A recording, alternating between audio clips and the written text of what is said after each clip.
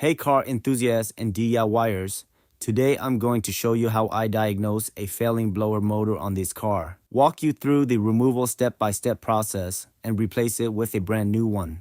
Whether your air isn't blowing at all or only works on high speed, this quick fix could be exactly what your HVAC system needs. Let's jump right in. Before we dive in, let me give you some quick context. Today, I'm showing you how to remove the blower motor on a 2002 Chevy Avalanche. This process is the same for most GM trucks and SUV from the early 2000s, including the Silverado, Tahoe, Yukon, and Escalade. The 2002 Avalanche shares its platform with many GMT 800 series vehicles. So if you're working on a GM truck or SUV from that era, the steps will look almost identical. So here, as you can hear, the AC compressor is running. But as I step inside the truck, there's no air coming through the vents. And that's a classic sign the blower motor isn't doing its job.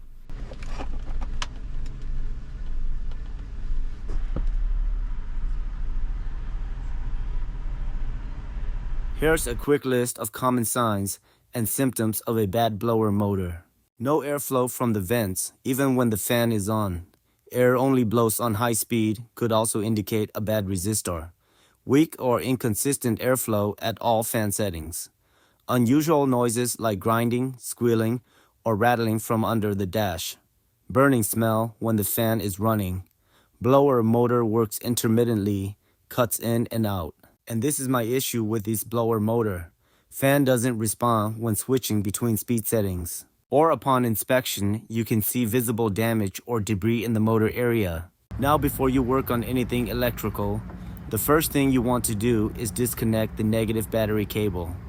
In my case, I've got this remote battery shutoff I installed a while back, because for some reason, this car drains the battery if I let it sit for more than 2 days. I actually made a video on how to install this battery kill switch.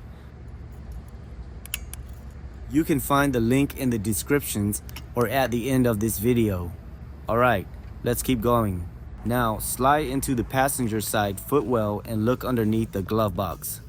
You'll see a plastic panel, also known as the insulator cover. Most models use a 7mm socket or a flathead screwdriver to remove it. But in my case, it's just 2 Phillips head screws and a plastic lock right along the bottom edge here. So here, I'm going to be using a 732 socket.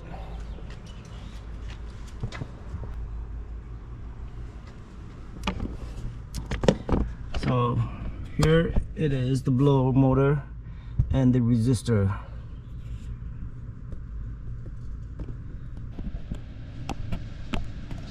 Okay, so first I'm going to be taking this out, so I will have more room to take the blower's motor out.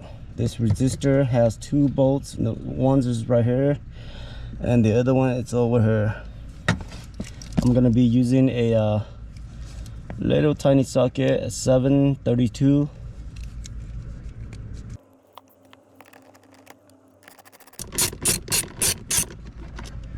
There's the bolt, the screw, and there's one over here on this side. Right here.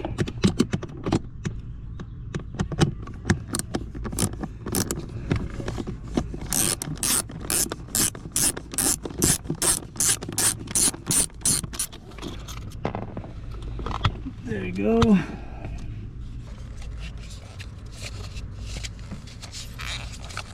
Now just press here. See this tab right here? Press it and pull it out. There you go.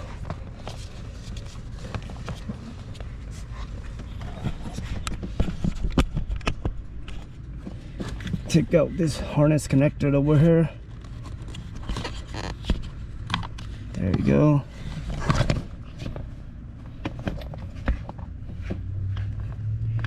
On this blower motor, there's this tab right here. Let's see if you guys can see it.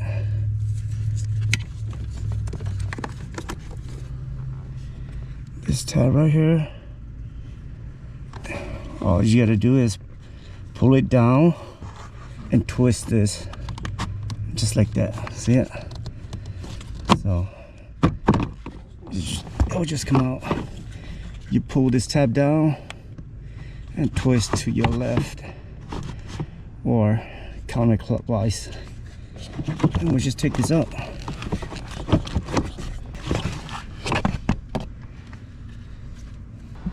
All right, so we're just gonna compare them. They look similar. All right, same thing with the resistor. Is it always best to replace the blower's motor resistor when replacing the blower motor? Not always, but it's often a good idea. Here's why. If the blower motor fails due to age or electrical issues, it may have put stress on the resistor. If your fan only works on high speed, that's a classic sign of a bad resistor. On high mileage vehicles, replacing both ensures you won't have to tear everything apart again soon. Resistors are relatively inexpensive and easy to swap out when you're already in there. With the new one, it's just plug and play. No programming, no setup, just line it up, screw it in, and reconnect the wiring harness. Remember the tab right here? We're gonna take this tab and screw right back in. See, that's the tab right there. So you take it out.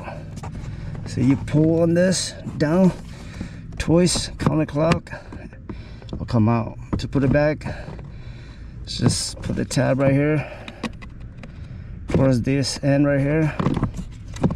Make sure this whole thing goes up and twist to clockwise. See, that's it. All right, and we're gonna plug the harness connector to this. Sometimes it's hard to plug it in like that, but you could take it out, but I think I got it.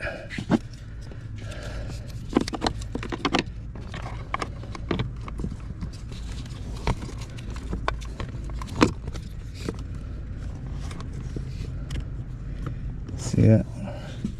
Just plug it in. It's in. Yeah, it's in. And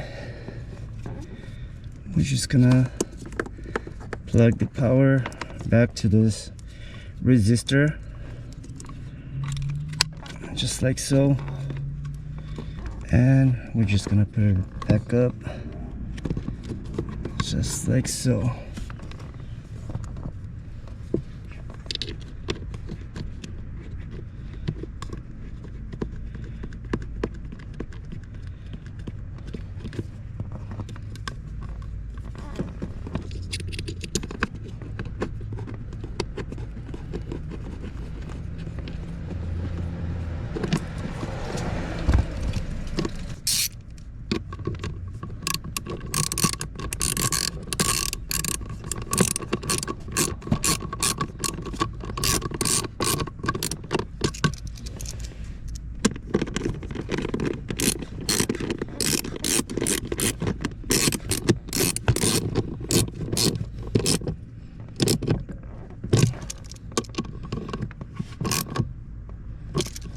All right, that's good.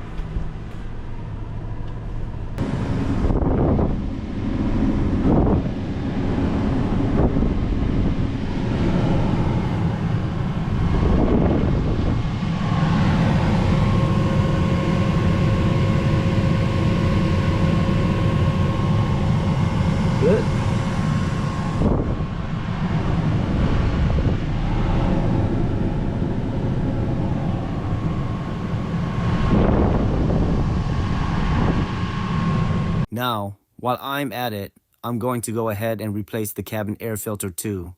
Since I've already got everything open down here, it's the perfect time to knock that out. As a general rule, you should replace the cabin air filter every 15,000 to 30,000 miles, or about once a year. But if you drive in dusty areas near wildfires or use your AC a lot, it's a good idea to check it more often. So same thing. There's the bolts back here.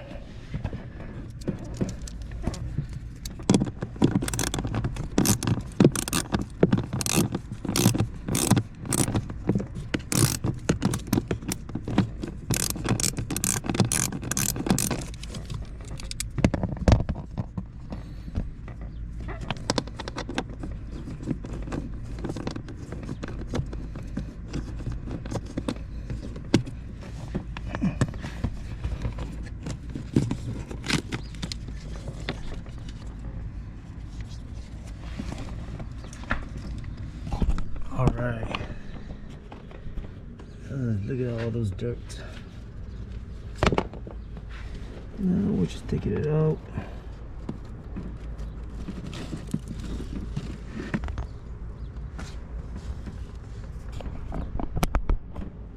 And look at this.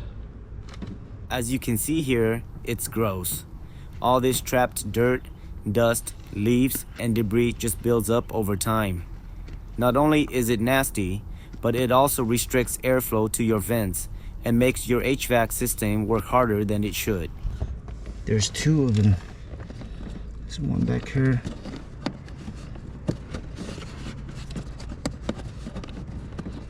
Be careful when you pull this dirty filter out. Those evaporator fins right behind it are super sharp, and it's easy to cut your fingers if you're not paying attention.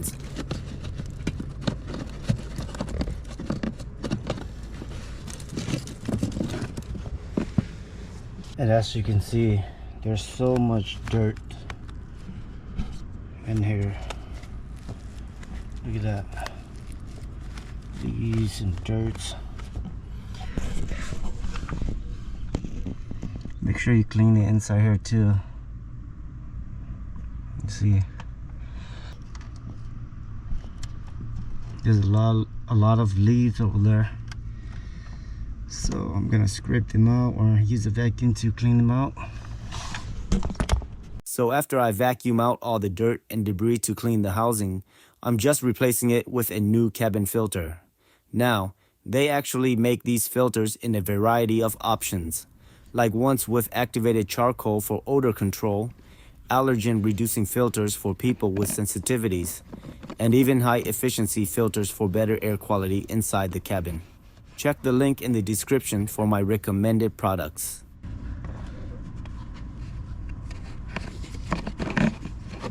These filters also have arrows indicating the airflow direction, so make sure when you install the new one, the arrows are pointing in the correct direction of the airflow, which is usually to the left or toward the evaporator in most vehicles.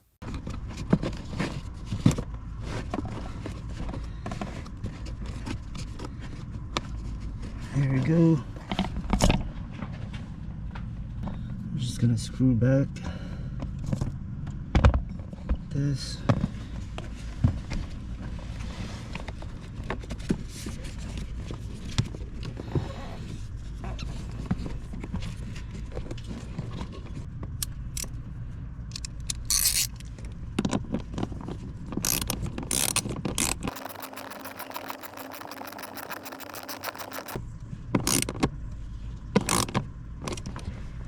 There you go. That's it.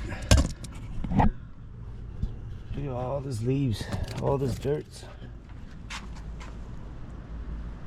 So much dirt right here. Now just put your plastic insulator back.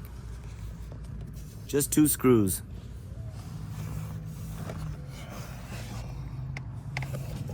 And a plastic tab over here. And that's it. You're done. I hope this video has given you some guidance and confidence to change your blower motor yourself and save some money in the process. Make sure to subscribe, like this video, and share it to help someone else who might be dealing with the same issue. And drop a comment below.